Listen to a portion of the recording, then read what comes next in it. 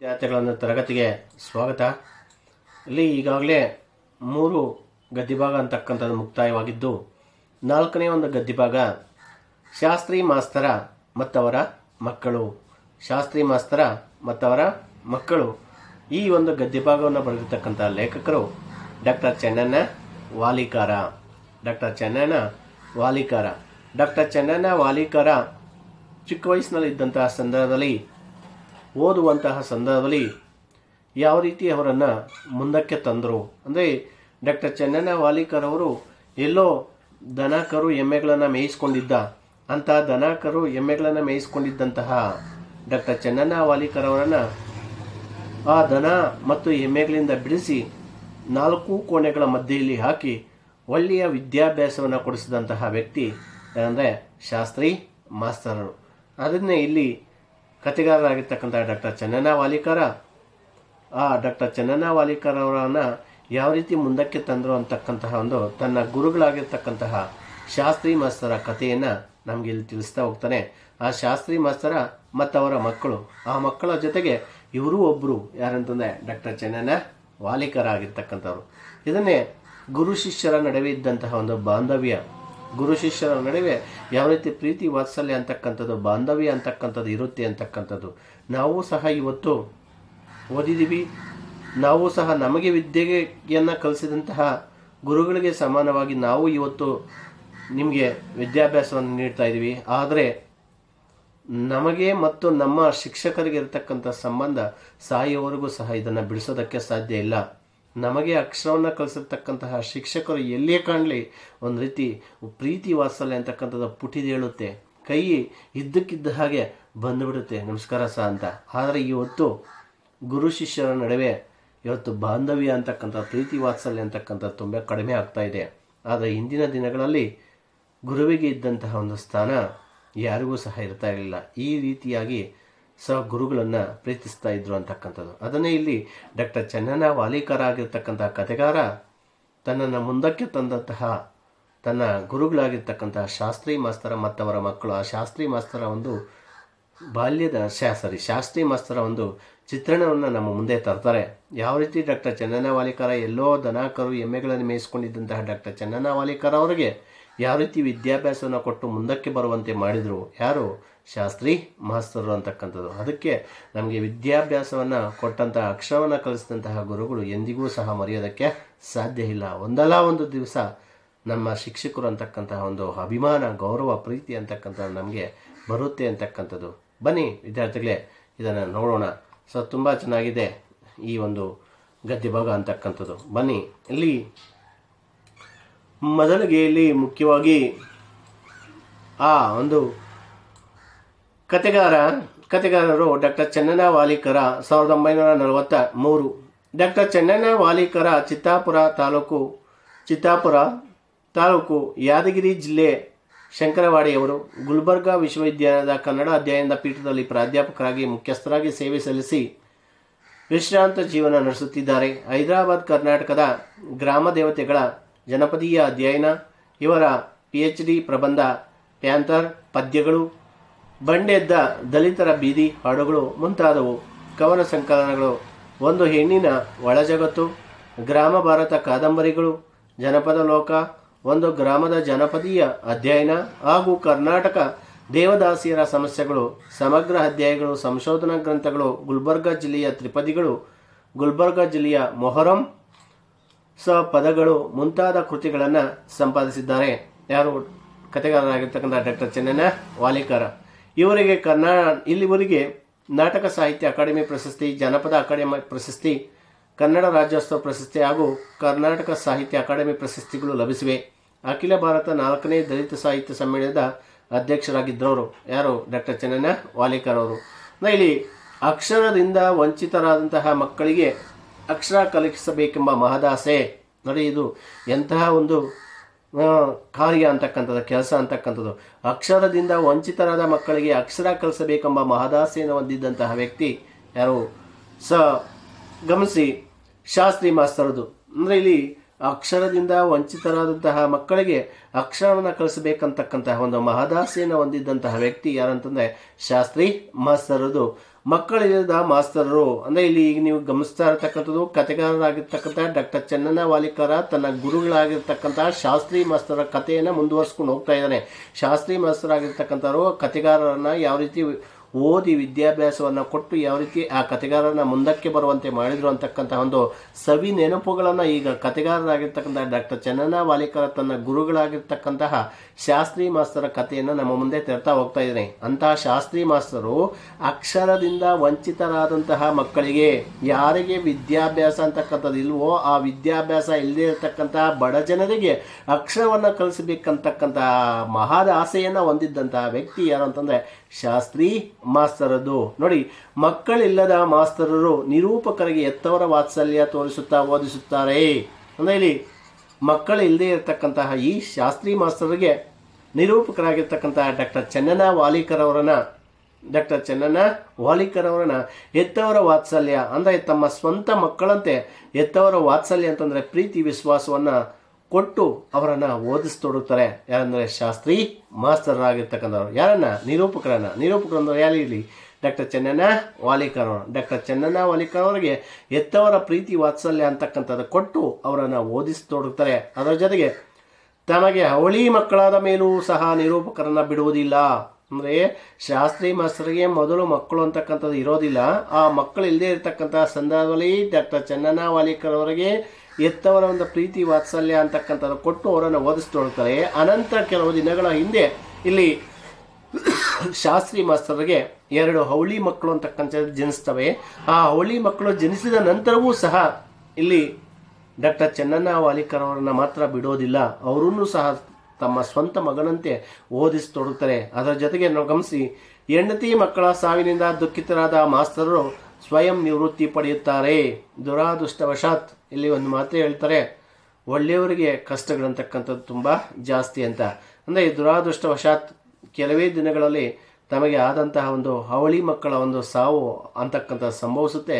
ಆ ಅವಳಿ ಮಕ್ಕಳ ಸಾವು ಸಂಭವಿಸಿದ ಜೊತೆಗೆ ತನ್ನ ಬಾಲ್ಯದ ಸಂಗಾತಿಯಾಗಿರ್ತಕ್ಕಂಥ ಹೆಂಡತಿಯೂ ಸಹ ಆ ಅವಳಿ ಮಕ್ಕಳ ಜೊತೆಗೆ ತೀರ್ಕೊಡ್ತಾರೆ. ಯಾರಿಗೆ ಅಂತಂದರೆ ಶಾಸ್ತ್ರಿ ಮಾಸ್ತರರಿಗೆ. ಅದಕ್ಕೆ ಅಲ್ಲಿ ಶಾಸ್ತ್ರಿ ಮಾಸ್ತರು ಮತ್ತವರ ಮಕ್ಕಳು ಅಂತ. ಆ ಶಾಸ್ತ್ರಿ ಮಾಸ್ತರ್ಗೆ ಆದಂತಹ ಒಂದು ಅವಳಿ ಮಕ್ಕಳ ಜೊತೆಗೆ ತನ್ನ ಬಾಲ್ಯದ ಸಂಗಾತಿಯಾಗಿರ್ತಕ್ಕಂತಹ ಹೆಂಡತಿನೂ ಸಹ ಅವ್ರ ಜೊತೆಗೆ ತೀರ್ಕೊಳ್ತಾರೆ. ಅಂತಹ ಸಂದರ್ಭದಲ್ಲಿ ಅವರು ಸ್ವಯಂ ನಿವೃತ್ತಿಯನ್ನು ಪಡ್ತಾರೆ. ಒಬ್ಬ ಸರ್ಕಾರಿ ಉದ್ಯೋಗಿಯಾಗಿರ್ತಕ್ಕಂತಹ ಶಾಸ್ತ್ರಿ ಮಾಸ್ತರಾಗಿರ್ತಕ್ಕಂಥವರು ಸ್ವಯಂ ನಿವೃತ್ತಿಯನ್ನು ಪಡ್ತಾರೆ. ನಾನು ಇನ್ನು ಶಾಲೆಗೆ ಹೋಗೋದು ಇಲ್ಲ ಅಂತ ಹೇಳ್ಬಿಟ್ಟು ಸ್ವಯಂ ನಿವೃತ್ತಿಯನ್ನು ಪಡ್ಕೊಳ್ತಾರೆ. ಕಾರಣ ಗಮನಿಸಿ, ನಿವೃತ್ತಿಯಿಂದ ಬಂದ ಹಣದಿಂದ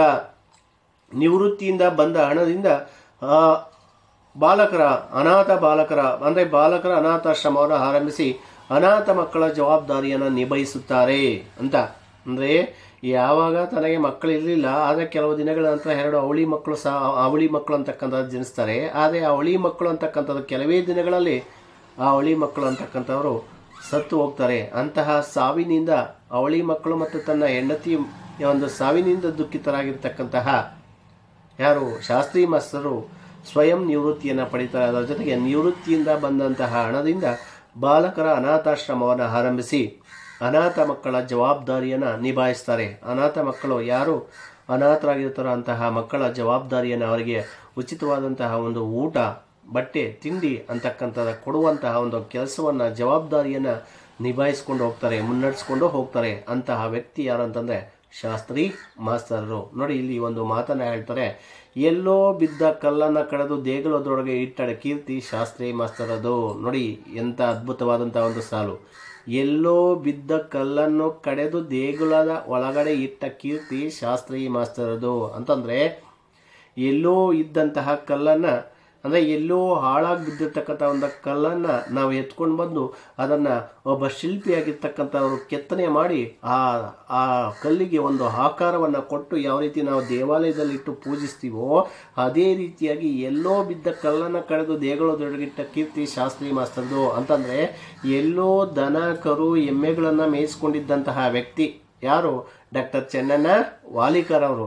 ಅಂತ ಡಾಕ್ಟರ್ ಚನ್ನಣ್ಣ ವಾಲಿಕರ್ ಅವರು ಎಲ್ಲೋ ದನ ಕರು ಎಮ್ಮೆಗಳನ್ನು ಮೇಯಿಸ್ಕೊಂಡಿದ್ದಂತಹ ವ್ಯಕ್ತಿಯನ್ನು 4 ಗೋಡೆಗಳ ಕೋಟೆಯ ಬಂಧನದಲ್ಲಿ ಬಂಧಿಸಿ ಅವನಿಗೆ ಒಳ್ಳೆಯ ವಿದ್ಯಾಭ್ಯಾಸವನ್ನು ಕೊಟ್ಟು ಅವನನ್ನು ಮುಂದಕ್ಕೆ ತರುವಂತಹ ಮಾಡಿದಂತಹ ವ್ಯಕ್ತಿ ಯಾರಂತಂದರೆ ಶಾಸ್ತ್ರಿ ಮಾಸ್ತರರು. ಅದಕ್ಕಾಗಿ ಇಲ್ಲಿ ಕಥೆಗಾರರಾಗಿರ್ತಕ್ಕಂಥ ಡಾಕ್ಟರ್ ಚನ್ನಣ್ಣ ವಾಲಿಕರ್ ಅವರು ಬಹಳ ಸೊಗಸಾಗಿ ಹೇಳ್ತಾರೆ ಈ ಮಾತನ್ನು. ಹೇಳ್ತಾ ಎಲ್ಲೋ ಬಿದ್ದ ಕಲ್ಲನ್ನು ಕಡೆದು ದೇಗುಲದ ಒಳಗಡೆ ಇಟ್ಟ ಕೀರ್ತಿ ಶಾಸ್ತ್ರಿ ಮಾಸ್ತರದು. ಅಂದರೆ ಇದರ ಅರ್ಥ ಎಲ್ಲೋ ದನ ಕರು ಎಮ್ಮೆಗಳನ್ನು ಮೇಯಿಸ್ಕೊಂಡಿದ್ದೆ ನಾನು, ಅಂತಹ ವ್ಯಕ್ತಿಯನ್ನು ಕರೆದು ತಂದು 4 ಗೋಡೆಗಳ ಕೋಟೆಯ ಬಂಧನದಲ್ಲಿ ಬಂಧಿಸಿ ನನಗೆ ಒಳ್ಳೆಯ ವಿದ್ಯಾಭ್ಯಾಸವನ್ನು ಕೊಟ್ಟು ಇವತ್ತು ಒಳ್ಳೆಯ ಶಿಕ್ಷಕನನ್ನಾಗಿ ಮಾಡಿದಂತಹ ಕೀರ್ತಿ ಯಾರ್ದಂತಂದರೆ ನನ್ನ ಗುರುಗಳಾಗಿರ್ತಕ್ಕಂಥ ಶಾಸ್ತ್ರಿ ಮಾಸ್ತರದು ಅಂತ. ಅದನ್ನೇ ಈ ಮಾತು ಹೇಳ್ತಾನೆ, ಎಲ್ಲೋ ಬಿದ್ದ ಕಲ್ಲನ್ನು ಕಳೆದು ದೇಗುಲದ ಒಳಗಡೆ ಇಟ್ಟ ಕೀರ್ತಿ ಶಾಸ್ತ್ರಿ ಮಾಸ್ತರದು ಅಂತ. ಇಂತಹ ಎಷ್ಟೋ ಕಲ್ಲುಗಳನ್ನು ಕಳೆದಿದ್ದಾರೆ, ಇಂತಹ ಎಷ್ಟೋ ಅನಾಥ ಮಕ್ಕಳಿಗೆ ಮಾರ್ಗದರ್ಶನ ಕೊಟ್ಟಿದ್ದಾರೆ, ಜೀವನದ ದಾರಿಯನ್ನು ತೋರಿಸಿರ್ತಕ್ಕಂತಹ ವ್ಯಕ್ತಿ ಯಾರಪ್ಪ ಅಂತಂದರೆ ಇಲ್ಲಿ ಶಾಸ್ತ್ರಿ ಮಾಸ್ತರರು. ಅಲ್ಲಿ ಶಾಸ್ತ್ರಿ ಮಾಸ್ತರಲ್ಲಿರುವ ಆದರ್ಶದ ನಿಲುವು ಅನುಕರಣೀಯ, ಅದನ್ನು ಅನುಕರಣಿಸೋದಕ್ಕೆ ಸಾಧ್ಯ ಇಲ್ಲ ಅಂತಕ್ಕಂಥದ್ದು ಅಂತ ಹೇಳ್ತಾರೆ. ಈ ಟೋಟಲಿ ಅರ್ಥ ಅಂತಕ್ಕಂಥದ್ದು ಇಲ್ಲಿ ತನ್ನ ಗುರುಗಳಾಗಿರ್ತಕ್ಕಂಥ ಶಾಸ್ತ್ರಿ ಮಾಸ್ತರ ಒಂದು ಕಥೆಯನ್ನು ಇಲ್ಲಿ ಮುಂದುವರಿಸ್ಕೊಂಡು ಹೋಗ್ತಾರೆ. ಇಲ್ಲಿ ಕಥೆಗಾರರಾಗಿರ್ತಕ್ಕಂಥ ಡಾಕ್ಟರ್ ಚನ್ನಣ್ಣ ವಾಲಿಕರ್ ಅವರು. ಅದನ್ನೇ ಇಲ್ಲಿ ನಿಮಗೆ ಅರ್ಥ ಆಗ್ತಾ ಇದೆ. ಶಾಸ್ತ್ರಿ ಮಾಸ್ತರ ಆಗಿರ್ತಕ್ಕಂಥವರು ಅಕ್ಷರದಿಂದ ವಂಚಿತರಾದಂತಹ ಅನಾಥ ಮಕ್ಕಳಿಗೆ ಅಕ್ಷರದಾನವನ್ನು ಕೊಡ್ತಕ್ಕಂಥ ಒಂದು ಮಹದ ಆಸೆಯನ್ನು ಹೊಂದಿದ್ದಂತಹ ವ್ಯಕ್ತಿ ಯಾರು? ಶಾಸ್ತ್ರಿ ಮಾಸ್ತರು. ಮಕ್ಕಳಿಲ್ಲದೆ ಇರತಕ್ಕಂಥ ಈ ಮಾಸ್ತರು ನಿರೂಪಕರಿಗೆ ಅಂದರೆ ಡಾಕ್ಟರ್ ಚನ್ನಣ್ಣ ವಾಲಿಕರ್ ಅವರಿಗೆ ಎತ್ತವರ ಪ್ರೀತಿ ವಾತ್ಸಲ್ಯ ತೋರಿಸುತ್ತಾ ಓದಿಸುತ್ತಾರೆ. ತಮಗೆ ಅವಳಿ ಮಕ್ಕಳಾದ ನಂತರವೂ ಸಹ ಆ ನಿರೂಪಕರಾಗಿರ್ತಕ್ಕಂಥ ಡಾಕ್ಟರ್ ಚನ್ನಣ್ಣ ವಾಲಿಕರ್ ಅವರನ್ನು ಮಾತ್ರ ಬಿಡೋದಿಲ್ಲ. ಹೆಂಡತಿ ಮಕ್ಕಳ ಸಾವಿನಿಂದ ದುಃಖಿತರಾದ ಮಾಸ್ತರು ಸ್ವಯಂ ನಿವೃತ್ತಿ ಪಡೆಯುತ್ತಾರೆ. ಸ್ವಯಂ ನಿವೃತ್ತಿಯಿಂದ ಬಂದಂತಹ ಹಣದಿಂದ ಬಾಲಕರ ಅನಾಥಾಶ್ರಮವನ್ನು ಆರಂಭಿಸಿ ಅನಾಥ ಮಕ್ಕಳ ಜವಾಬ್ದಾರಿಯನ್ನು ನಿಭಾಯಿಸುತ್ತಾರೆ. ಎಲ್ಲೋ ಬಿದ್ದ ಕಲ್ಲನ್ನು ಕಳೆದು ದೇಗುಲದ ಒಳಗಡಿಟ್ಟ ಕೀರ್ತಿ ಶಾಸ್ತ್ರಿ ಮಾಸ್ತರಿಗೆ ಸಲ್ಲುತ್ತೆ. ಇಂತಹ ಶಾಸ್ತ್ರಿ ಮಾಸ್ತರ ಕಥೆಯನ್ನು ಈಗ ಮುಂದುವರಿಸ್ಕೊಂಡು ಹೋಗ್ತಾರೆ ಯಾರು? ಡಾಕ್ಟರ್ ಚನ್ನಣ್ಣ ವಾಲಿಕರ್ ಅವರು. ತುಂಬ ಸೊಗಸಾಗಿದೆ, ಕೇಳಿ ನೋಡಿ. ಇಲ್ಲಿ ಇದರಲ್ಲಿ ಬರ್ತಕ್ಕಂಥ ಒಂದು ಕೋಶ ಪದಗಳ ಅರ್ಥ ಅಂತಕ್ಕಂಥದ್ದು ದಂದ ಅಂದರೆ ಇಲ್ಲಿ ಕೆಲಸ ಅಂತಕ್ಕಂಥದ್ದು, ಸೈನ ಉದ್ಯೋಗ, ಚಪರಾಸಿ ಅಂದರೆ ಇಲ್ಲಿ ಜವಾನ ಅಂತಕ್ಕಂಥದ್ದು, ಸೇವಕ ಅಥವಾ ಕಾವಲುಗಾರ ಅಂತಲೂ ನಾವು ಕರಿತೀವಿ. ಇನ್ನು ಜೇಂಡ ಅಂದಲ್ಲಿ ಬಾವುಟ ಅಂತಕ್ಕಂಥದ್ದು. ಸೊ ಜೇಂಡ ಅಂದ್ರೆ ಇಲ್ಲಿ ಬಾವುಟ. ಇನ್ನು ಬೋರುಳ್ಳ ಅಂದ್ರೆ ಇಲ್ಲಿ ನಗಾರಿ ಹುಳು ಅಂತ ಕರಿತೀವಿ. ಜೀರುಂಡಿ ಅಂದ್ರೆ ಇಲ್ಲಿ ಒಂದು ರೀತಿ ಶಬ್ದದ ಹುಳು ಅಂತ, ಒಂದು ಜಾತಿಯ ಹುಳು ಅಂತ. ಪಾಟಿ ಅಂದರೆ ಬರೆಯುವ ಕಪ್ಪು ಹಲಗೆ. ಅಲ್ಲಿ ಕುಳ್ಳು ಅಂದರೆ ಬೆರಣಿ. ಕುಣ್ಣಿ ಅಂದರೆ ಗುಂಡಿ ಅಂತಕ್ಕಂಥದ್ದು. ನಳ ಅಂತಂದ್ರೆ ಇಲ್ಲಿ ನಲ್ಲಿ ಅಂತಕ್ಕಂಥದ್ದು. ಬಂಬು ಅಂದರೆ ಇಲ್ಲಿ ಸೈರನ್, ಕಾರ್ಖಾನೆಗಳಲ್ಲಿ ಸಮಯ ಸೂಚನೆ ಬಳಸುವಂತಹ ಯಂತ್ರ. ಇದರಲ್ಲಿ ಇಷ್ಟು ಒಂದು ಪದಗಳ ಅರ್ಥ ಅಂತಕ್ಕಂಥದ್ದು ಬರುತ್ತೆ. ಈಗ ನಿಮ್ಮ ಪಾಠ ಮಾಡುವಂಥ ಸಂದರ್ಭದಲ್ಲಿ ಬರ್ತಾ ಹೋಗ್ತವೆ ನೋಡಿ, ಇಲ್ಲಿ ಗಮನಿಸಿ. ಸೊ ಇನ್ನು ಭಾಷಾಭ್ಯಾಸ, ಇಲ್ಲಿ ಭಾಷಾಭ್ಯಾಸ ಅಂತಕ್ಕಂಥ ನೀವು ನೋಡೋದಾದ್ರೆ ದೇಶ ಮತ್ತು ಅನ್ಯ ದೇಶೀಯ ಪದಗಳು ಅಂದರೆ ನಿಮ್ಗೆ ಈಗಾಗಲೇ ಗೊತ್ತಿದೆ. ಒಂದು ಭಾಷೆಯ ಮೂಲ ಶಬ್ದಗಳನ್ನು ದೇಶೀಯ ಎನ್ನಲಾಗುವುದು. ಇವುಗಳ ಜೊತೆ ತನ್ನ ಸಂಪರ್ಕಕ್ಕೆ ಬಂದ ಅನ್ಯ ಭಾಷೆಯ ಪದಗಳನ್ನು ಚಲಾವಣೆಗೆ ತಂದುಕೊಳ್ಳುತ್ತದೆ. ಇವುಗಳನ್ನು ಅನ್ಯ ದೇಶ ಅಥವಾ ಅನ್ಯ ದೇಶೀಯ ಪದಗಳೆಂದು ಕರೆಯಲಾಗಿದೆ. ಉದಾಹರಣೆಗೆ ಇಲ್ಲಿ ಚಪರಾಸಿ, ಇಲ್ಲಿ ಕಂಪನಿ, ಬಜಾರು, ಲಾರಿ, ಟಾಕೀಜಾ, ಇದೇ ರೀತಿಯ ಅನ್ಯ ದೇಶ ಪದಗಳನ್ನು ಸಂಗ್ರಹಿಸಿ. ಇನ್ನು ಇದರಲ್ಲಿ ಅನೇಕ ಪದಗಳು ಬರ್ತಾ ಹೋಗ್ತವೆ. ನಿಮಗೆ ಇಲ್ಲಿ ಪ್ರಥಮ PUCಯಲ್ಲಿ 2 ಅಂಕದ ಪ್ರಶ್ನೆಗಳಿಗೆ ಈ ದೇಶ ಮತ್ತು ಅನ್ಯ ದೇಶ ಪದಗಳನ್ನು ಕೇಳ್ತಾನೆ. ನಿಮಗೆ 10ನೇ ತರಗತಿಯಲ್ಲಿ ಅದು ಪೋರ್ಚುಗೀಸ್ ಪದನ ಅಥವಾ ಇಂಗ್ಲಿಷ್ ಪದನ ಅಥವಾ ಉರ್ದು ಪದನ ಅಥವಾ ಪಾರ್ಸಿ ಪದನ ಈ ರೀತಿಯಾಗಿ ಕೇಳ್ತಾ ಇದ್ದ. ಆದರೆ ಇಲ್ಲಿ ಬರ್ತಕ್ಕಂಥದ್ದು ಇಲ್ಲಿ ಪೋರ್ಚುಗೀಸ ಅಥವಾ ಪಾರ್ಸಿನ ಅಥವಾ ಇಂಗ್ಲೀಷ ಅಥವಾ ಉರ್ದುನ ಅಂತ ಕೇಳೋದಿಲ್ಲ. ಇಲ್ಲಿ ಯಾವುದಾದ್ರೂ 2 ಅನ್ಯ ದೇಶೀಯ ಪದಗಳನ್ನು ಬರೀರಿ ಅಂತ ಕೊಡ್ತಾನೆ. ಸೊ ಅಲ್ಲಿ ನೋಟ್ಸಲ್ಲಿ ಸುಮಾರು ಒಂದು 100-200 ಪದಗಳಿರ್ತವೆ. ಅದರಲ್ಲಿ ಯಾವುದಾದ್ರೂ 2 ಬರೆದ್ರೆ ಸಾಕು ನೀವು ವಿದ್ಯಾರ್ಥಿಗಳೇ. ಅದು ಪೋರ್ಚುಗೀಸ್ ಅಂತ ಬರೀಬೇಕಾಗಿಲ್ಲ, ಇಲ್ಲ ಇಂಗ್ಲೀಷ್ ಅಂತ ಬರೀಬೇಕಾಗಿಲ್ಲ, ಇಲ್ಲ ಉರ್ದು ಅಂತ ಬರೀಬೇಕಾಗಿಲ್ಲ. ಯಾವುದಾದ್ರೂ 2 ಅನ್ಯ ದೇಶೀಯ ಪದಗಳನ್ನು ನೀವು ಬರೆದ್ರೆ 2 ಅಂಕಗಳು ಅಂತಕ್ಕಂಥ ನಮಗೆ ಸಿಗುತ್ತೆ ಅಂತಕ್ಕಂಥದ್ದು. ಇನ್ನು ಇದರಲ್ಲಿ ಬರ್ತಕ್ಕಂಥ ಒಂದು ಆಟಗಳು ಅಂತಕ್ಕಂಥದ್ದು, ಇದರಲ್ಲಿ ಕೆಲವೊಂದು ಆಟಗಳು ಆಡ್ತಾರೆ. ಅಲ್ಲಿ ಕಥೆಗಾರರಾಗಿರ್ತಕ್ಕಂಥ ಡಾಕ್ಟರ್ ಚನ್ನಣ್ಣ ವಾಲಿಕರ್ ಅವರು ಬಾಲ್ಯದಲ್ಲಿ ಚಿಕ್ಕ ವಯಸ್ಸಿನಲ್ಲಿದ್ದಂತಹ ಸಂದರ್ಭದಲ್ಲಿ ಕೆಲವೊಂದು ಆಟಗಳನ್ನು ಹಾಡ್ತಾರೆ. ಇದು ಕೇಳೋದಕ್ಕೆ ತುಂಬ ಸೊಗಸಾಗಿದೆ ಈ ಒಂದು ಪಾಠ ಅಂತಕ್ಕಂಥದ್ದು. ಸೊ ಅವರು ಏನೇ ಆಟಗಳು ಆಡ್ತಾರೆ ಅಂತಕ್ಕಂಥದ್ದು ಈ ಟಿಪ್ಪಣಿ ರೂಪದಲ್ಲಿ ಕೊಟ್ಬಿಟ್ಟಿದೆ, ಮೊದಲಲ್ಲಿ ನೋಡಿ ಅಂತ. ಸೊ ಇಲ್ಲಿ ಟಿಪ್ಪಣಿ ಬಿಳಿ ಚಕ್ರಾಟ ಅಂತ. ಬಿಳಿ ಚಕ್ರಾಟ ಅಂತಂದಲ್ಲಿ ಗಾಜಿನ ಬಳೆ ಚೂರುಗಳನ್ನು ಕಾಯಿಗಳೆಂದು ಕರೆಯುತ್ತಾರೆ. ಗಾಜಿನ ಬಳೆ ಚೂರುಗಳನ್ನು ಕಾಯಿಗಳೆಂದು ಕರೆಯುತ್ತಾರೆ. ಈ ಕಾಯಿಗಳನ್ನು ಮುನ್ನಡೆಸಬೇಕಾದ್ರೆ ಕವಡೆಗಳಿಂದ ಅಥವಾ ಹುಣಸೆ ಬೀಜದ ಬೇಳೆಗಳನ್ನು ದಾಳದ ರೀತಿಯಲ್ಲಿ ಉಪಯೋಗಿಸುತ್ತಾರೆ. 5 ಮನೆ ಮತ್ತು 7ನೇ ಮನೆ ಆಟಗಳನ್ನು ಆಡುತ್ತಾರೆ. ಹುಣಸೆ ಬೀಜಗಳನ್ನು ಕಳಕಿ ಹಾಕಿದಾಗ ಬಿಳಿ ಬಣ್ಣದ ಭಾಗ ಮೇಲ್ಮುಖವಾಗಿ ಬೀಳುವುದನ್ನು ಆಧರಿಸಿ, ನೋಡಿ ಇಲ್ಲಿ ಆಟ ಅಂತಕ್ಕಂಥದ್ದು ನಿಮಗೆ ಕಾಣಿಸ್ತಾ ಇರ್ತಕ್ಕಂಥದ್ದು, ಅಲ್ಲಿ ಗಮನಿಸಿ. ಬೀಳುವುದು ಆಧರಿಸಿ 1, 2, 3 ಚೌಕ ಎಂದು ಕಾಯಿಗಳನ್ನು ನಡೆಸಲಾಗುತ್ತದೆ. 1, 2, 3, 4 ಒಳ ಚೌಕ ಕಾಯಿಗಳನ್ನು ನಡೆಸಲಾಗುತ್ತದೆ. ಎದುರಾಳಿಯ ಕಾಯಿಯನ್ನು ಹೊಡೆದಾಗ ಚೌಕದ ಒಳಾಂಗಣ ಪ್ರವೇಶಕ್ಕೆ ಅರ್ಹರಾಗಿ ಮಧ್ಯದಲ್ಲಿರುವ ಸ್ಥಳಕ್ಕೆ ಸೇರಿದಾಗ ಕಾಯಿಗಳು ಹೆಚ್ಚಾಗುತ್ತವೆ. ಯಾರು ಬೇಗ ಹಣ್ಣು ಮಾಡುತ್ತಾರೋ ಅವರು ಗೆದ್ದ ಹಾಗೆ. ಒಮ್ಮೆ 2, 3 ಮತ್ತು 4 ಒಟ್ಟಿಗೆ ಆಟ ಆಡಬಹುದು. ಇದನ್ನ ಚೌಕಾಬಾರ ಎಂದು ಕೂಡ ಕರೆಯುತ್ತಾರೆ. ಅಂದ್ರೆ ಇದಂತೆಲಗಲ್ಲಿ ಚಕ್ಕಾಬಾರ ಗೊತ್ತಿದೆಯಲ್ಲ ಮಕ್ಕಳೇ, ಚಕ್ಕಾಬಾರ ಅಂತ ಕರೀತಾರೆ. ಸೊ ಇದು ತುಂಬ ಆಡೋದಕ್ಕೆ ತುಂಬ ಚೆನ್ನಾಗಿರುತ್ತೆ ಕೆಲವೊಂದು ಸಂದರ್ಭಗಳಲ್ಲಿ. ಇನ್ನು ಇದರಲ್ಲಿ ಆಡ್ತಕ್ಕಂತಹ ಒಂದು ಆಟ ಲೋಡ್ ತಿಮ್ಮಯ್ಯ ಅಂತಕ್ಕಂಥ ಆಟನ ಇಲ್ಲಿ ಆಡ್ತಾರೆ ಅಂತಕ್ಕಂಥದ್ದು. ಅಂದ್ರೆ ಇಲ್ಲಿ ಕಥೆಗಾರರಾಗಿರ್ತಕ್ಕಂತಹ ಡಾಕ್ಟರ್ ಚನ್ನಣ್ಣ ವಾಲಿಕರ್ ಅವರು ದನ ಕರು ಎಮ್ಮೆಗಳನ್ನು ಬಿಟ್ಕೊಂಡು ಹೋಗಿದ್ದಂತಹ ಸಂದರ್ಭದಲ್ಲಿ ಯಾವ ಆಟಗಳನ್ನು ಆಡ್ತಾ ಇದ್ರು ಅಂತಕ್ಕಂಥದ್ದನ್ನ ಇಲ್ಲಿ ಮೊದಲೇ ತಿಳಿಸ್ತಾ ಇದ್ದೀನಿ. ಲೋಡ್ ತಿಮ್ಮಯ್ಯ ಅಂದ್ರೆ ವೃತ್ತಾಕಾರವಾಗಿ ತಲೆ ತಗ್ಗಿಸ್ಕೊಂಡು ಕುಳಿತುಕೊಳ್ಳುವುದು. ಅಂದ್ರೆ ಇಲ್ಲಿ ಇದಿದೆ ನೋಡಿ ಆ ಚಿತ್ರ. ವೃತ್ತಾಕಾರವಾಗಿ ತಲೆ ತಗ್ಗಿಸ್ಕೊಂಡು ಕುಳಿತುಕೊಳ್ಳುವುದು. ಕುಳಿತವರ ಬೆನ್ನ ಹಿಂದೆ ಒಬ್ಬ ಸುತ್ತುತ್ತಾ ಬರಬೇಕು. ಆಗ ಬರುವಾಗ ಕೈಯಲ್ಲಿರುವ ಕರವಸ್ತ್ರವನ್ನ ಟೋಪಿಯನ್ನು ಯಾರಾದರ ಬೆನ್ನು ಹಿಂದೆ ಹಾಕಿ ಓಡುವುದು. ಯಾರ ಬೆನ್ನ ಹಿಂದೆ ಬಟ್ಟೆ ಇರುತ್ತದೆಯೋ ಅವನು ಬಟ್ಟೆ ಹಾಕಿದವನನ್ನು ಓಡಿಸಿಕೊಂಡು ಹೋಗಿ ಮುಟ್ಟುವುದು. ಅನಂತರ ಮುಟ್ಟಿಸಿಕೊಂಡವನು ಇನ್ನೊಬ್ಬರ ಹಿಂದೆ ಬಟ್ಟೆ ಹಾಕುತ್ತಾ ಆಟ ಮುಂದುವರಿಯುತ್ತದೆ.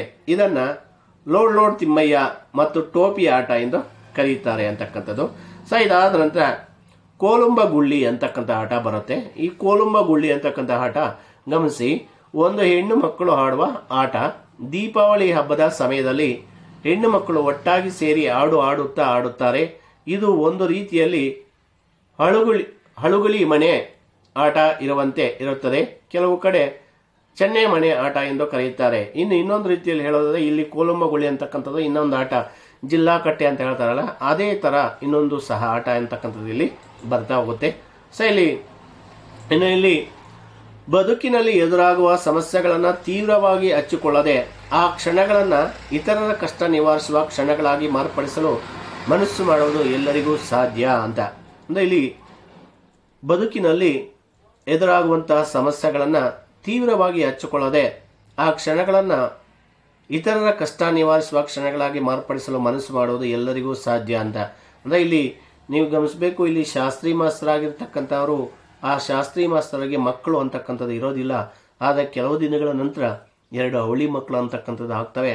ಆದರೆ ಆ 2 ಅವಳಿ ಮಕ್ಕಳು ಆಗಿರ್ತಕ್ಕಂಥವು ಕೆಲವೇ ದಿನಗಳಲ್ಲಿ ಅವಳಿ ಮಕ್ಕಳು ಮತ್ತು ಅವಳಿ ಮಕ್ಕಳ ಜೊತೆಗೆ ಹೆಂಡತಿನೂ ಸಹ ಸಾವನ್ನ ಅಪ್ತಾರೆ. ಇಂತಹ ಬದುಕಿನಲ್ಲಿ ಎದುರಾಗುವಂತಹ ಸಮಸ್ಯೆಗಳನ್ನು ತೀವ್ರವಾಗಿ ಹಚ್ಕೊಳ್ಳೋದಿಲ್ಲ. ಆದರೆ ಆ ಹೆಂಡತಿ ಮಕ್ಕಳ ಒಂದು ಸಾವು ನೋವು ನಲಿವುಗಳನ್ನು ಇತರರ ಮಕ್ಕಳಿಗೆ ವಿದ್ಯಾಭ್ಯಾಸವನ್ನು ಕೊಡುವುದರ ಮುಖಾಂತರ ಆ ನೋವು ಮತ್ತು ನಲಿವುಗಳನ್ನು ಮರೆಯೋದಕ್ಕೆ ಸಿದ್ಧರಾಗ್ತಾರೆ. ಯಾರಂತಂದ್ರೆ ಶಾಸ್ತ್ರಿ ಮಾಸ್ತರು. ಅದನ್ನೇ ಇಲ್ಲಿ ಹೇಳ್ತಾ ಇದ್ದಾರೆ ನೋಡಿ. ಬದುಕಿನಲ್ಲಿ ಎದುರಾಗುವ ಸಮಸ್ಯೆಗಳನ್ನು ತೀವ್ರವಾಗಿ ಹಚ್ಚಿಕೊಳ್ಳದೆ ಆ ಕ್ಷಣಗಳನ್ನು ಇತರರ ಕಷ್ಟ ನಿವಾರಿಸುವ ಕ್ಷಣಗಳಾಗಿ ಮಾರ್ಪಡಿಸಲು ಮನಸ್ಸು ಮಾಡುವುದು ಎಲ್ಲರಿಗೂ ಸಾಧ್ಯ ಅಂತ. ಆದರೆ ಅದು ಮನಸ್ಸು ಮಾಡಬೇಕಷ್ಟೇ, ಆ ಮನಸ್ಸು ಮಾಡಲಿಲ್ಲ ಅಂದ್ರೆ ಸಾಧ್ಯ ಇಲ್ಲ ಅಂತಕ್ಕಂಥದ್ದು. ಆದರೆ ವ್ಯಕ್ತಿಗಳು ಈ ನಿಟ್ಟಿನಲ್ಲಿ ಪ್ರಯತ್ನಿಸದೆ ದುರ್ಘಟನೆಗಳನ್ನ ಮತ್ತೆ ನೆನಪಿಗೆ ತಂದುಕೊಂಡು ಜೀವನವೆಲ್ಲ ಕೊರಗುತ್ತಾರೆ. ಅಂದ್ರೆ ಕೆಲವರಾಗಿರ್ತಕ್ಕಂಥವರು ತಮ್ಮ ಜೀವನದಲ್ಲಿ ಆದಂತಹ ಒಂದು ದುರ್ಘಟನೆಗಳನ್ನ ಮತ್ತೆ ನೆನಪಿಸಿಕೊಂಡು ಜೀವನ ಪರ್ಯಂತ ಕೊರಗುತ್ತಾ ಕೂತ್ಕೊಳ್ತಾರೆ. ಆಗಬಾರ್ದು. ತಮಗೆ ಆದಂತಹ ಒಂದು ದುರ್ಘಟನೆಗಳನ್ನು ಮರೆತು ಆ ದುರ್ಘಟನೆಗಳನ್ನು ಯಾವ ರೀತಿ ಮರಿಬೇಕಂದ್ರೆ ಇತರರಿಗೆ ನಾವು ಸಹಾಯವನ್ನ ಮಾಡುವುದರ ಮುಖಾಂತರ ಆ ಕ್ಷಣಗಳನ್ನು ನಾವು ಮರಿಬೇಕು ಅಂತಕ್ಕಂಥದ್ದು. ಅದನ್ನೇ ಇಲ್ಲಿ ಶಾಸ್ತ್ರಿ ಮಾಸ್ತರು ತಮಗೆ ಆದಂತಹ ಒಂದು ದುರ್ಘಟನೆಗಳನ್ನು ಯಾವ ರೀತಿ ಮರೆತು ಬೇರೆ ಮಕ್ಕಳಿಗೆ ವಿದ್ಯಾಭ್ಯಾಸವನ್ನು ಕೊಡುವುದರ ಮುಖಾಂತರ ತನ್ನ ನೋವು ನಲಿವುಗಳನ್ನು ಯಾವ ರೀತಿ ಅವರು ಮರೀತಾರೆ ಅಂತಕ್ಕಂಥ ನಾವಾಗಿ ನೋಡ್ತೀವಿ. ಇದರಲ್ಲಿ ನೋಡಿ, ಮತ್ತೆ ನೆನಪಿಗೆ ತಂದುಕೊಂಡು ಜೀವನವೆಲ್ಲ ಕೊರಗುತ್ತಾರೆ. ತನ್ನ ನೋವನ್ನ ಬೇರೆಯವರ ನಲುವಿನ ಮೂಲಕ ಮರೆತಾಗ ಮಾತ್ರ ಬದುಕು ಸಾರ್ಥವಾಗುತ್ತದೆ. ಇದು 100% ನಿಜವಾದಂತಹ ಮಾತು. ತಮ್ಮ ನೋವನ್ನು ಯಾವಾಗ ಮರಿಬಹುದು ಅಂತಂದ್ರೆ ಬೇರೆಯವರ ಒಂದು ಸಂತೋಷದ ಮೂಲಕ ಮರೆತಾಗ ಮಾತ್ರ ನಮ್ಮ ಬದುಕು ಸಾರ್ಥಕ ಆಗುತ್ತೆ ಅಂತಕ್ಕಂಥದ್ದು ಮಕ್ಕಳೇ. ಸೊ ಇಲ್ಲಿಂದ ಈ ಕತೆ ಅಂತಕ್ಕಂಥದ್ದು ಪ್ರಾರಂಭ ಆಗುತ್ತಾ ಹೋಗುತ್ತೆ. ಇಲ್ಲಿ ಕತೆಗಾರರಾಗಿರ್ತಕ್ಕಂಥ ಡಾಕ್ಟರ್ ಚನ್ನಣ್ಣ ವಾಲಿಕರ್ ಅವರು ತನ್ನ ಗುರುಗಳಾಗಿರ್ತಕ್ಕಂಥ ಶಾಸ್ತ್ರಿ ಮಾಸ್ತರ ಒಂದು ಕಥೆಯನ್ನು ಹೇಳ್ತಾ ಹೋಗ್ತಾರೆ. ಗಮನಿಸಿ. ಅವತ್ತು ವಿಶ್ವವಿದ್ಯಾಲಯದ ವಾರ್ಷಿಕೋತ್ಸವ ಕಾರ್ಯಕ್ರಮವಿದ್ದುದರಿಂದ ಮನೆಗೆ ಬರಲು ರಾತ್ರಿಯಾಗಿತ್ತು. ಆವತ್ತು ವಿಶ್ವವಿದ್ಯಾಲಯದ ವಾರ್ಷಿಕೋತ್ಸವ ಕಾರ್ಯಕ್ರಮವಿದ್ದುದರಿಂದ ಮನೆಗೆ ಬರಲು ರಾತ್ರಿಯಾಗಿತ್ತು. ಬರುವುದರೊಳಗಾಗಿ ಊರಿಂದ ಕೂಡಲೇ ಬರಲು ಟೆಲಿಗ್ರಾಮ್ ಹಾದಿ ಕಾಯುತ್ತಿತ್ತು ಅಂತ. ಅಂದರೆ ಈಗಾಗಲೇ ವಿಶ್ವವಿದ್ಯಾಲಯದಲ್ಲಿ ಅಧ್ಯಾಪಕರಾಗಿದ್ದಂಥವರು ಯಾರಂತಂದರೆ ಡಾಕ್ಟರ್ ಚೆನ್ನಣ್ಣ ವಾಲಿಕರ್ ಅವರಾಗಿರ್ತಕ್ಕಂಥವ್ರು ಆ ವಿಶ್ವವಿದ್ಯಾಲಯದಲ್ಲಿ ಅಧ್ಯಾಪಕರಾಗಿರ್ತಕ್ಕಂಥವ್ರು. ಹಾಗಾಗಿ ಅಧ್ಯಾಪಕರಾಗಿರ್ತಕ್ಕಂಥವ್ರಾಗಿರೋದ್ರಿಂದ ಪ್ರತಿ ವರ್ಷ ಅಲ್ಲಿ ವಾರ್ಷಿಕೋತ್ಸವ ಕಾಲೇಜ್ ಡೇ ಅಂತಕ್ಕಂಥದ್ದು ನಡೀತಾ ಇರುತ್ತೆ. ನಡೀತಾ ಇರಬೇಕಾದ್ರೆ ಮನೆಗೆ ಬರಲು ರಾತ್ರಿಯಾಗಿತ್ತು. ಬರುವುದರೊಳಗಾಗಿ ಊರಿಂದ ಕೂಡಲೇ ಬರಲು ಟೆಲಿಗ್ರಾಮ್ ಹಾದಿ ಕಾಯುತ್ತಿತ್ತು. ಅಂದರೆ ಇಲ್ಲಿ ಇನ್ನೂ ಯಾಕೆ ಬಂದಿಲ್ಲ ಅಂತ ಹೇಳ್ಬಿಟ್ಟು ಫೋನ್ ಅನ್ನತಕ್ಕಂಥದ್ದು ಮಾಡೋದಕ್ಕೆ ಸಿದ್ಧರಾಗಿರ್ತಾರೆ. ಅಣ್ಣನದು ಯಾಕಾಗಿರಬೇಕೆಂದು ವಾಚ್ ನೋಡಿಕೊಂಡೆ ಅಂತ. ಅಂದರೆ ಈಗಾಗಲೇ ಅವತ್ತು ವಿಶ್ವವಿದ್ಯಾಲಯದ ಆ ವಾರ್ಷಿಕೋತ್ಸವ ಸಮಾರಂಭ ಅಂತಕ್ಕಂಥದ್ದು ಕಾರ್ಯಕ್ರಮ ಅಂತಕ್ಕಂಥದ್ದು ಇರೋದ್ರಿಂದ ಮನೆಗೆ ಬರಲು ತಡವಾಗಿತ್ತು. ಅಂದರೆ ನಿಧಾನ ಆಯಿತು, ರಾತ್ರಿ ಆಗಿತ್ತು. ಬರೋದ್ರೊಳಗಾಗಿ ಊರಿಂದಲೇ ಕೂಡಲೇ ಬರಲು ಟೆಲಿಗ್ರಾಮ್ ಹಾದಿ ಕಾಯ್ತಾ ಇತ್ತು. ಇನ್ನೂ ಯಾಕೆ ಬಂದಿಲ್ಲ ಅಂತ ಹೇಳ್ಬಿಟ್ಟು ಫೋನು ಅಂತಕ್ಕಂಥದ್ದು ಕಾಯ್ತಾ ಇರಬೇಕಾದ್ರೆ ಅಣ್ಣನದು ಯಾಕಾಗಿರ್ಬೇಕೆಂದು ವಾಚ್ ನೋಡಿಕೊಂಡೆ. ಇನ್ನೇನು ಟೆಲಿಗ್ರಾಮ್ ಹಾದಿ, ಈಗ ಎಕ್ಸಾಂಪಲ್ ನಾವು ಎಲ್ಲಾದರೂ ಹೋಗಿದ್ದೀವಿ ಅಂತಂದರೆ ಇನ್ನೂ ಬರಲಿಲ್ವೇ ಅಂತ ಫೋನ್ ಮಾಡ್ತಾ ಇದ್ದಂಥ ಸಂದರ್ಭದಲ್ಲಿ ಆ ಫೋನ್ ನೋಡ್ಕೊಂಡ ತಕ್ಷಣ ನಮ್ಮ ಅಣ್ಣನೇ ಮಾಡಿರಬೇಕು, ಯಾಕಂದ್ರೆ ನಾನು ಇನ್ನೂ ಹೋಗಿಲ್ವಲ್ಲ ಅಂತೇಳ್ಬಿಟ್ಟು ಯಾಕಾಗಿರ್ಬೇಕಂದು ಅಣ್ಣನದು ಯಾಕಾಗಿರ್ಬೇಕಂತ ವಾಚ್ ನೋಡಿಕೊಂಡೆ. ಸಮಯ 9 ಆಗಿತ್ತು. ಸಮಯ ಅಂತಕ್ಕಂಥದ್ದು 9 ಆಗಿತ್ತು. ಸಮಯ ನೋಡಿಕೊಂಡ್ರೆ ಅಲ್ಲಿ 9 ಆಗಿತ್ತು. ಅದರ ಜೊತೆಗೆ ನೋಡಿ, ಸಂಜೆಯ ಉದ್ಯಾನ ಗಾಡಿ ಹೋಗಿತ್ತು. ಸಂಜೆಯ ಉದ್ಯಾನ ಗಾಡಿ ಹೋಗಿತ್ತು ಅಂತ. ಇಲ್ಲಿ ಗಾಡಿ ಅಂತಂದ್ರೆ ರೈಲು ಅಂತ. ಆ ಗಾಡಿ ಅಂದ್ರೆ ರೈಲು ಅಂತ. ಉದ್ಯಾನ ಅಂತಂದ್ರೆ ಆ ಒಂದು ರೈಲಿಗೆ ಇದ್ದಂತಹ ಒಂದು ಹೆಸರು ಅಂತಕ್ಕಂಥದ್ದು. ಈಗ ಚೆನ್ನೈ ಎಕ್ಸ್ಪ್ರೆಸ್ ಅಂತ ಕರಿತೀವಿ. ಒಂದೊಂದಿಗೆ ಒಂದೊಂದು ಹೆಸರನ್ನ ಇಡ್ತೇವೆ. ಈಗ ನಮ್ಮ ಕಡೆ ಓಡಾಡ್ತಕ್ಕಂಥ ಬಸ್ಗಳಿಗೆ MM, ಡಬ್ಬಾ ಬಸ್ಸು, ಅದರ ಜೊತೆಗೆ ಬಾಲಾಜಿ ಅಂತಕ್ಕಂಥ ATS, DTS. ಈ ರೀತಿಯಾದಂತಹ ಒಂದು ಹೆಸರುಗಳನ್ನ ಆ ಬಸ್ಗಳಿಗೆ ನಾವು ಇಟ್ಕೊಳ್ತೀವಿ. 8 ಸಿಂಗಲ್ಲು ಈ ತರ. ಅದನ್ನ ಈ ರೀತಿಯಲ್ಲಿ ಇಲ್ಲಿ ಉದ್ಯಾನ ಗಾಡಿ ಅಂತಕ್ಕಂಥದ್ದು, ಉದ್ಯಾನದ ಒಂದು ರೈಲು ಅಂತಕ್ಕಂಥದ್ದು ಹೊರಟೋಗಿತ್ತು. ಇನ್ನು ರಾತ್ರಿ 11ಕ್ಕೆ ಪ್ಯಾಸೆಂಜರ್ ಇದೆ ಅಂತ. ರಾತ್ರಿ 11ಕ್ಕೆ ಪ್ಯಾಸೆಂಜರ್ ಅಂದ್ರೆ ಇಲ್ಲಿ ಸೆಟ್ಲ್ ಗಾಡಿ ಅಂತಕ್ಕಂಥದ್ದು ಇದೆ. ಅಂದ್ರೆ ಈ ಪ್ಯಾಸೆಂಜರ್ ಗಾಡಿ ಅಂತಕ್ಕಂಥದ್ದು ಎಲ್ಲಾ ಒಂದು ಸ್ಥಳಗಳಲ್ಲೂ ಸಹ ನಿಲ್ಲಿಸ್ಕೊಂಡು ಪ್ರಯಾಣಿಕರನ್ನ ಹಚ್ಕೊಂಡು ಹೋಗುತ್ತೆ. ಅದೇ ಎಕ್ಸ್ಪ್ರೆಸ್ ಅಂತಕ್ಕಂಥದ್ದು ಕೆಲವೊಂದು ಪ್ರಮುಖವಾದಂತಹ ಸ್ಥಳಗಳಲ್ಲಿ ಮಾತ್ರ ಅದು ನಿಲ್ಲಿಸ್ಕೊಂಡು ಹೋಗುತ್ತೆ. ಅದೇ ಎಲ್ಲ ಕಡೆನೂ ಅದು ನಿಲ್ಲಿಸೋದಿಲ್ಲ ಅಂತ. ಇದು ರಾತ್ರಿ 11ಕ್ಕೆ ಇಲ್ಲಿ ಪ್ಯಾಸೆಂಜರ್ ರೈಲು ಅಂತಕ್ಕಂಥದ್ದು ಇದೆ. ಇಳಿದು ಶಹಾಬಾದಿಗೆ ಹೋದ್ರಾಯ್ತು. ಮುಖ ತೊಳೆದು ಊಟಕ್ಕೆ ಕುಳಿತುಕೊಳ್ತಾರೆ. ಅಂದ್ರೆ ಇಲ್ಲಿ ಡಾಕ್ಟರ್ ಚೆನ್ನಣ್ಣ ವಾಲಿಕರ್ ಅವರು ಇದು ಕಥೆಯನ್ನ ಹೇಳ್ತಾ ಹೋಗ್ತಾ ಇದ್ದಾರೆ. ಇಲ್ಲಿ ಮುಖ ತೊಳೆದು ಇಳಿದು ಶಹಾಬಾದಿಗೆ ಹೋದ್ರಾಯ್ತು. ಮುಖ ತೊಳೆದು ಊಟಕ್ಕೆ ಕುಳಿತೆ. ಅಂದ್ರೆ ಇಲ್ಲಿ 11 ಗಂಟೆಗೆ, ರಾತ್ರಿ 11 ಗಂಟೆಗೆ ಯಾವುದಿದೆ ಇಲ್ಲಿ ಪ್ಯಾಸೆಂಜರ್ ಅಂತಕ್ಕಂಥದ್ದು ಇದೆ. ಇಳಿದು ಶಹಾಬಾದಿಗೆ ಹೋದ್ರಾಯ್ತು ಅಂತ ಮುಖ ತೊಳೆದು ಊಟಕ್ಕೆ ಕುಳಿತುಕೊಳ್ತಾರೆ ಡಾಕ್ಟರ್ ಚೆನ್ನಣ್ಣ ವಾಲಿಕರ್ ಅವರು. ಮನೆಯ ನಾಳಿನ ಕೆಲಸಗಳ ಕುರಿತು ಮನೆಯೊಳತಿಗೆ ತಿಳಿಸಿ, ಅಂದ್ರೆ ನಾಳೆ ಏನೇನು ಕೆಲಸಗಳು ಮಾಡಬೇಕು, ಏನೇನು ಕೆಲಸ ಮಾಡಬಾರ್ದು ಅಂತಕ್ಕಂತಹ ಒಂದು ಕೆಲಸಗಳನ್ನ ತನ್ನ ಹೆಂಡತಿಗೆ ತಿಳಿಸಿ ಬಟ್ಟೆ ಹಾಕಿಕೊಂಡು ಬಸ್ ನಿಲ್ಗಡೆ ಸ್ಥಾನಕ್ಕೆ ಬಂದು ನಿಲ್ಕೊಳ್ತಾರೆ. ಬಸ್ ನಿಲ್ತಕ್ಕಂಥ ಒಂದು ಸ್ಥಳಕ್ಕೆ ಬಂದು ನಿಂತ್ಕೊಳ್ತಾರೆ. ರೈಲ್ವೆ ಸ್ಟೇಷನ್ಗೆ ಹೋಗುವ ಬಸ್ ಬಂತು. ಸ್ಟೇಷನ್ಗೆ ಬಂದಾಗ ಅಷ್ಟಾಗಿತ್ತು ಅಂತ. ರೈಲ್ವೆ ಸ್ಟೇಷನ್ಗೆ ಹೋಗ್ತಕ್ಕಂಥ ಬಸ್ ಬರುತ್ತೆ. ಈಗ ಎಕ್ಸಾಂಪಲ್ 2 ಕಿಲೋಮೀಟರ್ 3 ಕಿಲೋಮೀಟರ್ ದೂರ ಇರುತ್ತೆ. ಯಾವುದು ರೈಲ್ವೆ ಸ್ಟೇಷನ್ ಅಂತಕ್ಕಂಥದ್ದು. ಆ ರೈಲ್ವೆ ಸ್ಟೇಷನ್ಗೆ ಹೋಗ್ತಕ್ಕಂಥ ಬಸ್ ಬರುತ್ತೆ ಅಂತ. ಈಗ ನಮ್ಮ ಚಿಂತಾಮಣಿಯಲ್ಲೂ ಅಷ್ಟೇ ನಮ್ಮ ಸಿಟಿಯಿಂದ ಹಿಡಿದು 3 ಕಿಲೋಮೀಟರ್ ಅಥವಾ 4 ಕಿಲೋಮೀಟರ್ ದೂರದಲ್ಲಿ ರೈಲ್ವೆ ಸ್ಟೇಷನ್ ಅಂತಕ್ಕಂಥದ್ದು ಇದೆ. ಆ ರೈಲ್ವೆ ಸ್ಟೇಷನ್ ಹತ್ರಕ್ಕೆ ಹೋಗ್ಬೇಕಾದ್ರೆ ಕೆಲವರು ಆಟೋಗಳಲ್ಲಿ ಹೋಗ್ತಾರೆ. ಇನ್ನು ಕೆಲವೊಂದು ದೊಡ್ಡ ಸಿಟಿಗಳಲ್ಲಿ ಬಸ್ ಅಂತಕ್ಕಂಥದ್ದೇ ಅಲ್ಲಿಗೆ ಸಂಪರ್ಕ ಇರುತ್ತೆ. ಅದನ್ನೇ ಇಲ್ಲಿ ಹೇಳ್ತಾ ಇದ್ದಾರೆ ಡಾಕ್ಟರ್ ಚೆನ್ನಣ್ಣ ವಾಲಿಕರ್ ಅವರು. ತನ್ನ ನಾಳೆ ಏನೇನು ಕೆಲಸಗಳನ್ನ ಮಾಡಬೇಕು ಅಂತ ಹೇಳ್ಬಿಟ್ಟು ತನ್ನ ಹೆಂಡತಿಯ ಜೊತೆ ಚರ್ಚಿಸಿ ಅನಂತರ ಬಟ್ಟೆ ಹಾಕಿಕೊಂಡು ಬಸ್ ನಿಲ್ಗಡೆ ಸ್ಥಾನಕ್ಕೆ ಬಂದು ನಿಂತ್ಕೊಳ್ತಾರೆ. ರೈಲ್ವೆ ಸ್ಟೇಷನ್ಗೆ ಹೋಗುವಂತಹ ಬಸ್ ಬಂತೆ. ಸ್ಟೇಷನ್ಗೆ ಬಂದಾಗ 10 ಆಗಿತ್ತು. ಸ್ಟೇಷನ್ಗೆ ಬಂದಂಥ ಸಂದರ್ಭದಲ್ಲಿ 10 ಅಂತಕ್ಕಂಥದ್ದು 10 ಗಂಟೆ ಆಗಿತ್ತು. ಗಾಡಿ ಬರಲು ಇನ್ನೂ 1 ತಾಸು. ಅಂದ್ರೆ ಇಲ್ಲಿ ರೈಲು ಬರೋದಕ್ಕೆ ಇನ್ನೂ 1 ತಾಸು ಅಂದ್ರೆ ಇಲ್ಲಿ ಇನ್ನೂ 1 ಗಂಟೆ ಅಂತಕ್ಕಂಥ ಸಮಯ ಅಂತಕ್ಕಂಥದ್ದು ಇದೆ. ಅಲ್ಲಿ ತನಕ ತಾನು ಏನು ಮಾಡುವುದೆಂದು ನೋಡಿ, ಗಾಡಿ ಬರಲು ಇನ್ನೊಂದು ತಾಸು ಅಂದ್ರೆ ರೈಲು ಬರೋದಕ್ಕೆ ಇನ್ನೂ 1 ಗಂಟೆ ಸಮಯ ಅಂತಕ್ಕಂಥದ್ದು ಇದೆ. ಅಲ್ಲಿ ತನಕ ತಾನು ಏನು ಮಾಡುವುದು ಅಂತ ಹೇಳ್ಬಿಟ್ಟು ಹೋಗಿ ಹೊರಗಡೆಯ ಕಲ್ಲಿನ ಮೇಲೆ ಕುಳಿತುಕೊಳ್ತಾರೆ. ಯಾರು? ಡಾಕ್ಟರ್ ಚೆನ್ನಣ್ಣ ವಾಲಿಕರ್ ಅವರು ಹೋಗಿ ಆ ಕಲ್ಲಿನ ಮೇಲೆ ಕುಳಿತುಕೊಳ್ತಾರೆ. ಕಲ್ಲಿನ ಮೇಲೆ ಕುಳಿತುಕೊಂಡ ಸಂದರ್ಭದಲ್ಲಿ ಆಗ ಶೇಂಗಾಕಾಯಿ ಮಾರುತ್ತಾ ಒಬ್ಬ ಬಂದನು ಅಂತ. ಆಗ ಶೇಂಗಾಕಾಯಿ ಮಾರುತ್ತಾ ಒಬ್ಬ ಬಂಧುನು ಅಂತ. ಅಂದರೆ ಕಡಲೆಕಾಯಿ ಮಾರುತ್ತಾ ಒಬ್ಬ ಬಂಧು ಅಂತ. ಈಗ ನೀವು ಅಷ್ಟೇ ನಿಮ್ಮ ಊರುಗಳಲ್ಲಿ ಬರ್ತೀರಾ, ನಿಮ್ಮ ಊರು ಗೇಟಿಗೆ ಬರಬೇಕಾದ್ರೆ ಬಸ್ ಬರಲಿಲ್ಲ ಅಂತ ಹೇಳ್ಬಿಟ್ಟು ಅಲ್ಲಿ ಏನಾದರೂ ಜಗುಲಿ ಕಲ್ಲು ಥರ ಇದ್ದರೆ ಆ ಕಲ್ ಮೇಲೆ ಹೋಗಿ ಕುತ್ಕೊಳ್ತೀರಾ. ಆ ಕಲ್ ಮೇಲೆ ಕುತ್ಕೊಂಡು ಆ ಕಡೆ ಈ ಕಡೆ ನೋಡ್ಕೊಂಡು ಮಾತಾಡ್ಕೊಂಡು ಕಾಲ ಕಳೀತಾ ಇರ್ತಾರೆ. ಆ ಕಳೀತಾ ಇರಬೇಕಾದ್ರೆ ಅಲ್ಲಿ ಗಮನಿಸಿ, ಗಾಡಿ ಬರಲು ಇನ್ನೂ 1 ತಾಸು, ರೈಲು ಬರೋದಕ್ಕೆ ಇನ್ನೂ 1 ಗಂಟೆಗಳ ಕಾಲ ಸಮಯ ಅಂತಕ್ಕಂಥದ್ದು ಇದೆ. ಅಲ್ಲಿವರೆಗೂ ತಾನು ಏನು ಮಾಡೋದು ಅಂತ ಹೇಳ್ಬಿಟ್ಟು ಹೋಗಿ ಅಲ್ಲಿ ಒಂದು ಕಲ್ಲಿನ ಮೇಲೆ ಕೂತ್ಕೊಳ್ತಾರೆ. ಯಾರು? ಡಾಕ್ಟರ್ ಚೆನ್ನಣ್ಣ ವಾಲಿಕರ್ ಅವರು. ಆಗ ಒಬ್ಬ ಶೇಂಗಾಕಾಯಿ ಮಾರುತ್ತಾ ಬರ್ತಾನೆ. ಶೇಂಗಾಕಾಯಿ ಅಂದ್ರೆ ಅಲ್ಲಿ ಕಡಲೆಕಾಯಿಯನ್ನ ಮಾರುತ್ತಾ ಒಬ್ಬನು ಬರ್ತಾನೆ.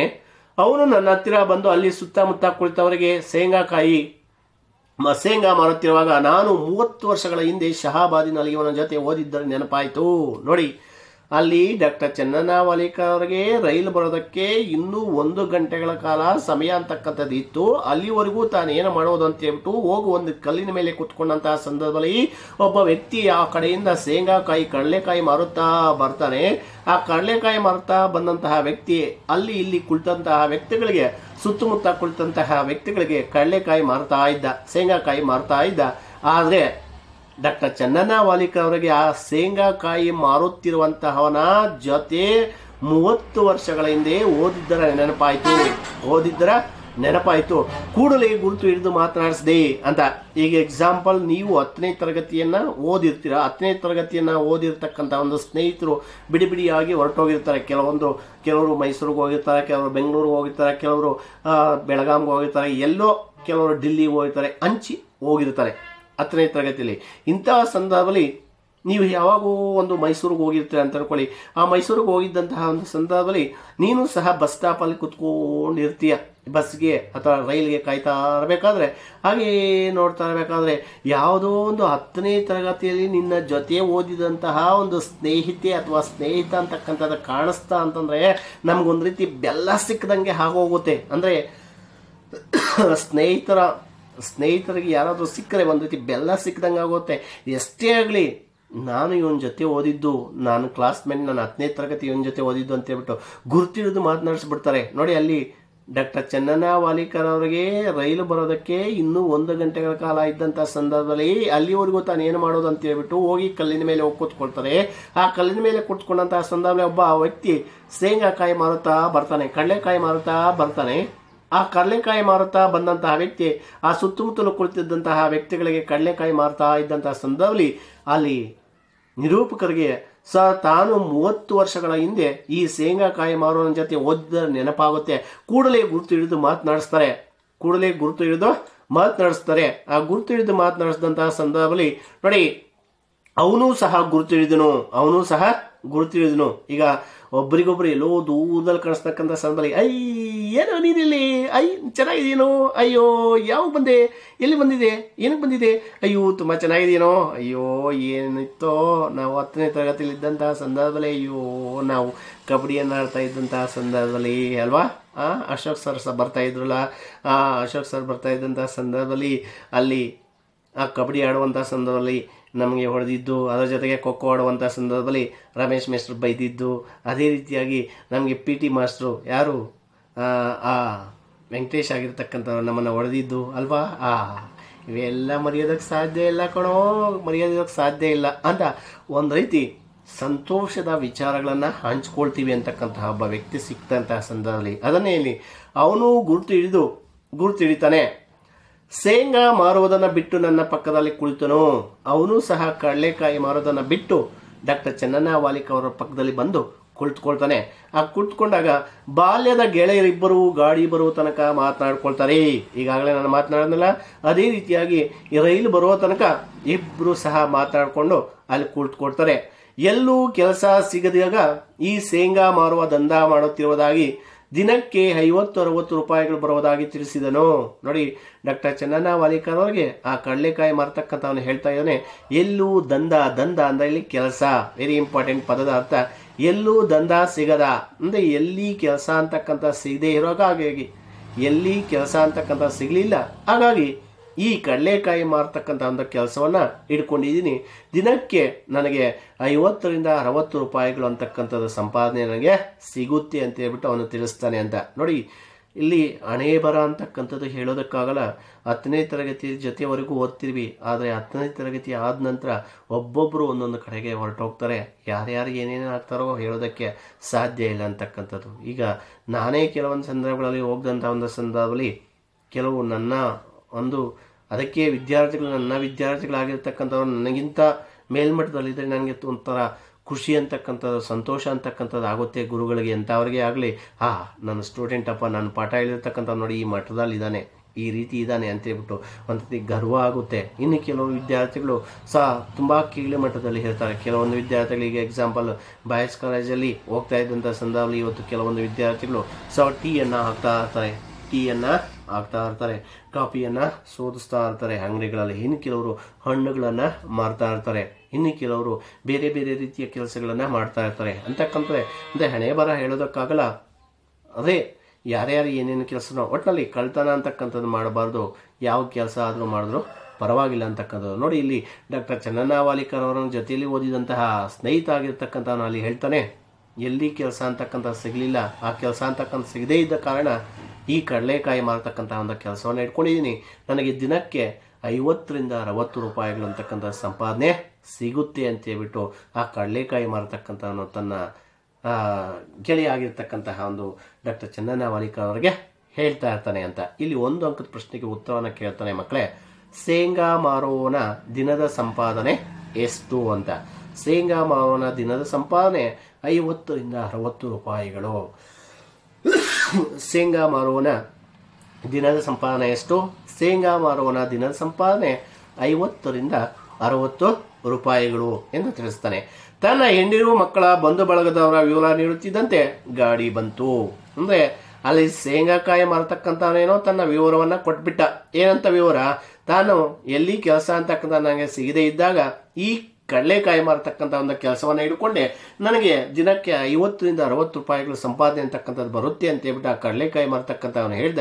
ಆದರೆ ಇಲ್ಲಿ ಡಾಕ್ಟರ್ ಚನ್ನಣ್ಣ ವಾಲಿಕರ್ ಅವರು ಸಹ ತಮ್ಮ ಹೆಂಡತಿ ಮತ್ತು ಮಕ್ಕಳ ವಿವರವನ್ನು ಕೊಡ್ತಾ ಇದ್ದಂತೆ ಆ ಕಡೆಯಿಂದ ಗಾಡಿ ಅಂತಕ್ಕಂಥದ್ದು ಬರುತ್ತೋ, ಆ ಕಡೆಯಿಂದ ರೈಲು ಅಂತಕ್ಕಂಥದ್ದು ಬರ್ತಾ ಇರಬೇಕಾದ್ರೆ ನಾನು ಗಡಬಡಿಸಿ ಎದ್ದು ಗಾಡಿ ಹತ್ತಿದೆ. ನಾನು ಸಹ ಒಂದು ರೀತಿ ಗಡಬಡಿಸಿ ಆ ಥರದಿಂದ ಹೋಗಿ ಹತ್ಬಿಟ್ಟೆ ಅಂತ. ಈಗ ಎಕ್ಸಾಂಪಲ್, ನೀವು ಗೇಟಲ್ಲಿ ಯಾವುದೋ ಒಂದು ಬಸ್ ಬರ್ತಾ ಇರುತ್ತೆ, ಬಸ್ಗೆ ಕಾಯ್ತಾ ಇರ್ತೀರ. ಆ ಬಸ್ ಕಾಯ್ತಾ ಇರುವಾಗ ಬಸ್ ಬರೋವರೆಗೂ ಸಹ ಹಾಗೆ ಹೀಗೆ ಅಂತ ಹೇಳ್ಬಿಟ್ಟು ವಿಚಾರಗಳನ್ನು ಮಾತಾಡ್ತಾ ಇರ್ತೀರ.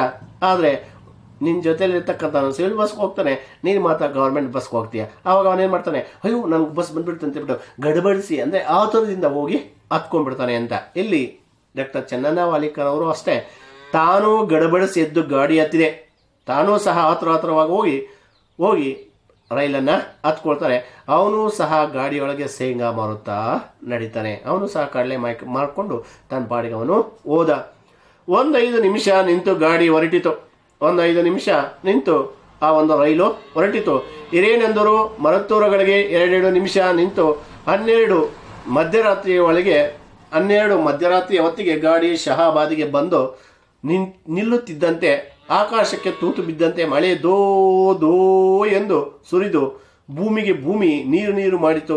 ಮಳೆಯ ಪೆಟ್ಟಿಗೆ ಹೊರಗಡೆ ಕುಳಿತಿದ್ದ ಮಲಗಿದ್ದ ಜನವೆಲ್ಲ ಎದ್ದು ಬಂದು ಸ್ಟೇಷನ್ ತುಂಬ ಇರುವವರೆಗೂ ಸ್ಥಳವಿಲ್ಲದಂತೆ ಸೇರಿಕೊಂಡಿತ್ತು ಅಂತ. ಅಂದರೆ ಈಗಾಗಲೇ ಡಾಕ್ಟರ್ ಚನ್ನಣ್ಣ ವಾಲಿಕರ್ ಅವರಿಗೆ ರೈಲ್ ಬಂದ ತಕ್ಷಣ ಅವರು ಗಡಬಡಿಸಿ ಆ ಥರದಿಂದ ಹೋಗಿ ಹತ್ಕೊಳ್ತಾರೆ. ಅಲ್ಲಿ ಹಿರೇನೆಂದರು ಮರತ್ತೂರುಗಳಿಗೆ 2 ನಿಮಿಷ ನಿಂತು ಆ ರೈಲು ಅಂತಕ್ಕಂಥ ಹೊರಡುತ್ತೆ. ಆದರೆ ಮಧ್ಯರಾತ್ರಿ 12 ಗಂಟೆಯ ವೇಳೆಗೆ ಶಹಾಬಾದಿಗೆ ಆ ರೈಲು ಬರುತ್ತೆ. ಶಹಾಬಾದಿಗೆ ರೈಲು ಬಂದಾಗ ಸಮಯ ಎಷ್ಟಾಗಿತ್ತು? ಮಧ್ಯರಾತ್ರಿ 12 ಗಂಟೆ ಆಗಿತ್ತು. ಒಂದು ಮಾರ್ಕ್ಸ್ ಕೇಳ್ತಾನೆ, ಗಾಡಿ ಶಹಾಬಾದಿಗೆ ಬಂದಾಗ ಸಮಯ ಎಷ್ಟಾಗಿತ್ತು ಅಂತ. ಗಾಡಿ ಶಹಾಬಾದಿಗೆ ಬಂದಾಗ ಮಧ್ಯರಾತ್ರಿ 12 ಗಂಟೆ ಆಗಿತ್ತು. ಗಾಡಿ ಶಹಾಬಾದಿಗೆ ಬಂದಾಗ ಸಮಯ ಎಷ್ಟಾಗಿತ್ತು ಅಂತ ಕೇಳ್ತಾನೆ. ಗಾಡಿ ಶಹಾಬಾದಿಗೆ ಬಂದಾಗ ಸಮಯ ಮಧ್ಯರಾತ್ರಿ 12 ಗಂಟೆ ಆಗಿತ್ತು. ಶೇಂಗಾ ಮಾರುವವನ ದಿನದ ಸಂಪಾದನೆ ಎಷ್ಟು?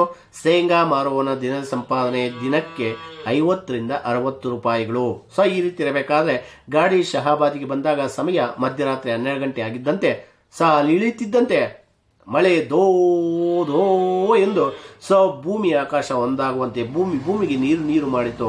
ಆ ಮಳೆಯ ಒಂದು ಪೆಟ್ಟಿಗೆ ಹೊರಗಡೆ ಇದ್ದಂತಹ ಜನರೆಲ್ಲ ಬಂದು ನೋಡಿ, ಇಲ್ಲಿ ಸೊ ನಿಂತ್ಕೊಳ್ಳೋದು ಸುಕ್ಕೂ ಸಹ ಜಾಗವಿಲ್ಲದಂತೆ ಬಂದು ಸೇರ್ಕೊಂಡ್ಬಿಡ್ತಾರೆ, ಸ್ಥಳವಿಲ್ಲದಷ್ಟು ಸೇರ್ಕೊಂಡ್ಬಿಡ್ತಾರೆ ಅಂತ. ಈಗ ಎಕ್ಸಾಂಪಲ್, ನೀವು ಕಾಲೇಜ್ ಬಿಡ್ತೀವಿ, ಕಾಲೇಜ್ ಬಿಟ್ಟ ತಕ್ಷಣ ನಡ್ಕೊಂಡು ಬರ್ತಾ ಇರ್ತೀರ, ಯಾವುದೋ ಕೆಲಸಕ್ಕೆ ಬರೋದಂತ ಒಂದು ಮಳೆ ಜೋರಾಗಿ ಬಂದುಬಿಟ್ರೆ ಎಲ್ಲಿ ದಾರಿ ಇರುತ್ತೋ ಆ ಮಳೆ ಬೀಳದಿರ್ತಕ್ಕಂಥ ಸ್ಥಳಕ್ಕೆ ಎಲ್ಲ ಹೋಗಿ ಕುರುಗಳ ಥರ ಹೋಗಿ ಸೇರ್ಕೊಂಡ್ಬಿಡ್ತೀವಿ. ಒಬ್ಬರಿಗೂ ಸಹ ಇನ್ನು ಸ್ಥಳ ಇಲ್ಲ ಅನ್ನೋ ರೀತಿಯಲ್ಲಿ ಸೇರ್ಕೊಂಡ್ಬಿಡ್ತೀವಿ. ಅದೇ ರೀತಿಯಾಗಿ ಇಲ್ಲಿ ಸಹ ಗಾಡಿ ಶಹಾಬಾದಿಗೆ ಬಂದಾಗ ಸಮಯ ಮಧ್ಯರಾತ್ರಿ 12 ಗಂಟೆ ಆಗ್ತಾ ಇದ್ದಂದಾಗೆ ಮಳೆ ದೋ ದೋ ಎಂದು ಸುರಿಯಲು ಆರಂಭಿಸಿತು. ಆ ಮಳೆಯ ಪೆಟ್ಟಿಗೆ ಹೊರಗಡೆ ಇದ್ದಂತಹ ಜನರೆಲ್ಲ ಬಂದು ಆ ಸ್ಟೇಷನ್ ತುಂಬ್ಕೊಂಡ್ಬಿಡ್ತಾರೆ.